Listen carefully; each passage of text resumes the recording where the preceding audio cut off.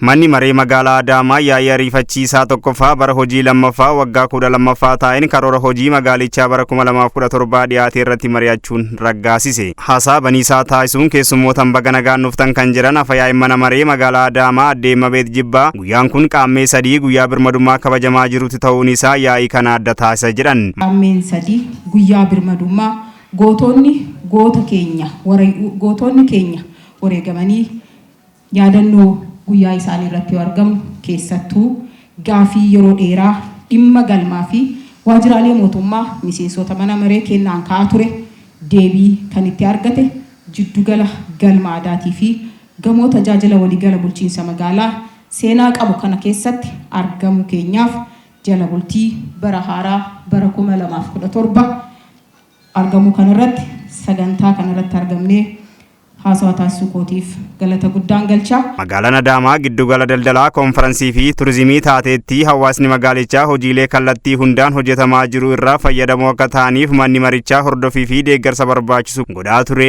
ammas hojjechaa jira jedhan. Magaalaan Adaamaa magaalaa industiriin keessatti ariitiidhaan guddachaa jirtu. Humni jijjiirama hooggansi magaalaa dheebuu uummanni keenya gama misoomaatiin qabu furuudhaaf hojiiwwan baroottan darban keessatti raawwatamaa tureen uummanni keenya kallattii hundaan fayyadamaa dhufee jira. Karoora hojii bara 2017 kan dhiyeessan itti gaafatamaan waajjira kantiibaa bulchiinsa magaalaa Adaamaa Bomakuraa Dinquu bara 2016 keessaa bu'aawwan gurguddoo hojjetamuu himanii keessattuu hojii barbaaddota 94,524 carraan hojii uumamuu teeknooloojii oomishaa fi oomishtummaa dabalan fayyadamuun qonna boneetiin lafa hektaara 25,150 irratti midhaan gosa adda addaa facaasuun oomishni kumtaalli miliyoona 1 ol sassaabamuu himan. Hojii barbaaddota 94,524 carraa hojii argatanii hojiitti galuun galii mataa isaanii akka uummatan gochuun bajeta magaalichaa irraa caalaa isaa piroojektota misooma fayyadamummaa uummataa mirkaneessuuf oolchuudhaan diinagdummaan bajetaa keenyaa akka dabalu ta'uusaa teeknooloojii oomishaa fi oomishtummaa dabalatan fayyadamuun qonna boneetiin lafa hektaara 25,000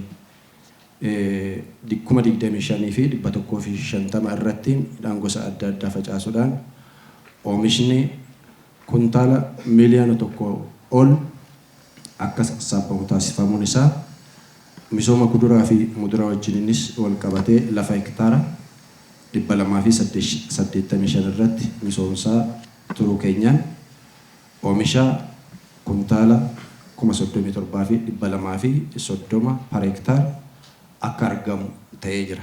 Ijaarsa seeraan alaa dhabamsiisuuf tarkaanfii fudhatameen manaa fi dallaa seeraan alaa 29,607 diiguun lafa hektaara 124 baankii lafaatti deebisuun danda'amee jira jedhan. Ijaarsa seeraan alaa dambii liizii dura 1,678 ture gara 3,341tti ol guddisuun seera qabeessa akka qabaatu ni taasifama.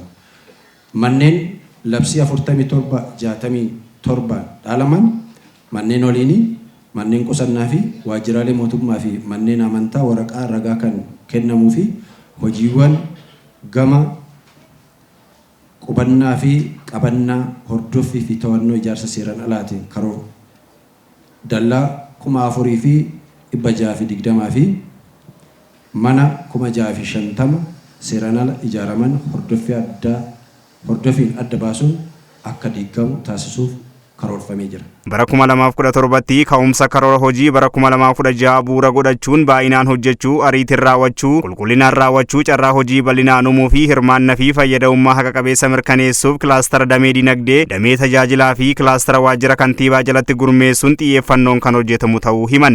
Hojii kaadistara ilaalchisee qabiyyee siistamaan galmeessuu, qabiyyee kaartaa maxxanfamuu fi kaartaa kennuu 13,125 ture bara 2017tti gara 25,625tti ol guddisuun ammayyummaa qabiyyee lafaa magaalaa keenyaa mirkaneessuuf kan hojjetamu ta'a.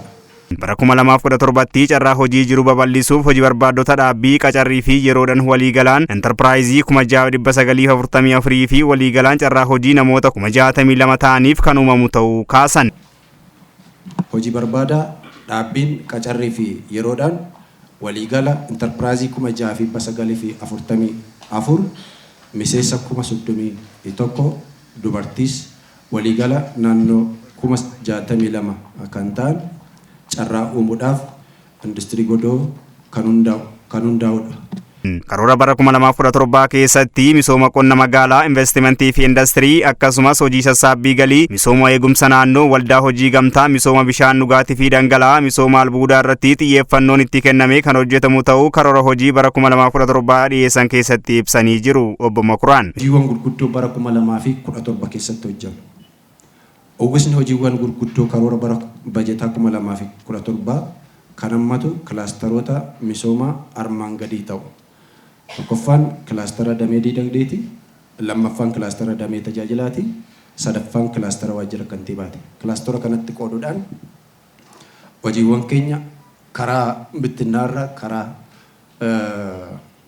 walitti hiiksuudhaan akka hoogganamu taasisaa turreeti kan jirru. Miseensonni mana marichaa gabaasni dhiyaate gaarii ta'uu himanii haa ta'u malee ammas karoora hojii bara 2017 irratti xiyyeeffannoo guddaa argachuu qaba jedhan. Miseensonni mana marichaa gaafii dhiyeessaniin ijaarsi daandii koriidaraa xiyyeeffannoo argachuu qaba, sassaabbiin galii magaalichaa tilmaama kaa'uu irratti rakkootu jira, kun ilaalamuu qaba jechuun yaada fi gaafii qaban miseensota mana mareef dhiyeessanii jiru.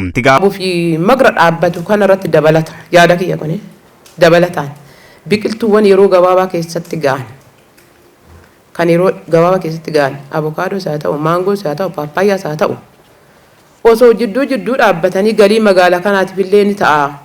Dabalataan immoo ijoollee karaarra bultu kana isarratti gurmeessanii oduu uffata itti uffisanii ijoollee tana asirratti gurmeessanii tokkoffaa ijoollee karaarra bultu kaasuu ta'a. Lammaffaa hojii uumne fi sadaffaa immoo nyaata achirraa ni argata magaalaa Adaamaa galiilee ni argata jecha. Afatamaan waajjira kantiibaa bulchiinsa magaalaa Adaamaa obbo Makuraa Dinquu yaada fi gaafilee miseensota mana marichaa irraa dhiyaate akka galteetti fudhachuun irratti kan hojjetamu ta'uu himan. Bakkeewwan amma seektaroota tokko irratti sinkaastan bakka riiformiin itti gaggeeffamaa jiru jira. Fakkeenyaaf galii wajjin wal qabate. Galii wajjin wal qabate riiformii gaggeessineeti kan jiru.